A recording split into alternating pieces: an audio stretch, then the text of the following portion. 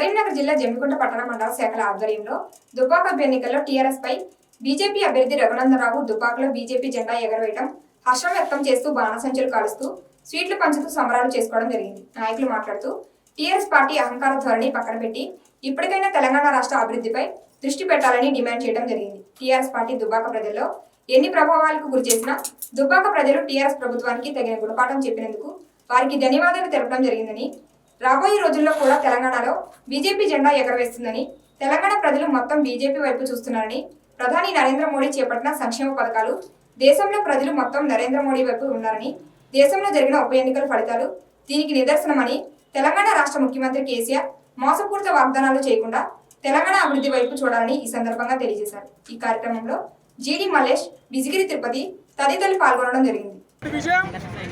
రాష్ట్ర వ్యాప్తంగా ఇది తెలంగాణ ప్రజల విజయంగా మేము భావిస్తున్నాం. ఈరోజు దుబ్బాకలో ప్రశ్నించే గొంతుకను ఈరోజు అసెంబ్లీకి పంపించినటువంటి దుబ్బాక ప్రజలకు మేము శిరస్సు వంచి ధన్యవాదాలు చెప్తున్నాం. ఈరోజు ఉద్యోగులు, నిరుద్యోగులు, రైతులు, కర్షకులు వీళ్ళందరూ కలిసి ఈరోజు రగన్న ప్రశ్నిస్తాడు. రగన్న ఈ రాష్ట్రంలో ఉన్నటువంటి సమస్యలను, రైతాంగ సమస్యలు కానివ్వండి, నిరుద్యోగ సమస్యలు కానివ్వండి, ముఖ్యంగా ఈరోజు దుబ్బాకలో మేము ప్రచారానికి వెళ్ళామండి.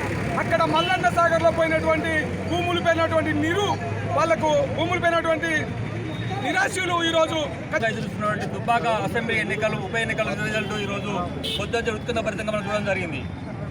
ఎక్కడ చూడు ఫస్ట్ నుంచి మొదలుగా 4000 మెజార్టీతో సాధించినటువంటి రఘునందరావు మెజార్టీ చివరిలో 18-19 రౌండ్లు తగ్గినప్పటికీ కూడా 20-21 రౌండ్లో భారీ మెజార్టీ అంటే 1000-1100 మెజార్టీతో రావు గెలపడం జరిగింది. ఇప్పటికైనా ఖబర్దార్ కేసీఆర్, నీ పంతాన్ని మార్చుకొని, నీ పద్ధతిని మార్చుకొని రాష్ట్రంలో ప్రజలకు కేంద్ర ఫలితాలు అందిస్తేనే కానీ నీకు పుట్టగతులు ఉండవు. లేకపోతే నువ్వు ఏడంటే అంటే చాలా దీనస్థితిలో వెళ్ళిపోతావు. ఇప్పటికీ తెలంగాణ రాష్ట్రంలో ప్రతి ఒక్క ఓటరు చైతన్యవంతులయ్యారు. సోషల్ మీడియా ద్వారా చైతన్యమైనటువంటి ప్రజలు ఈరోజు బీజేపీ పట్టం కట్టిర్రు.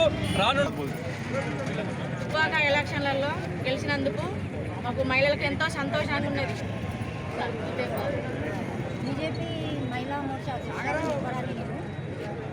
రఘునందన్ గారికి మరియు బండి సంజయ్ అన్న గారికి మా తరఫున, మా మహిళా సంఘం తరఫున అందరి తరఫున శుభాకాంక్షలు తెలియజేస్తున్నాం.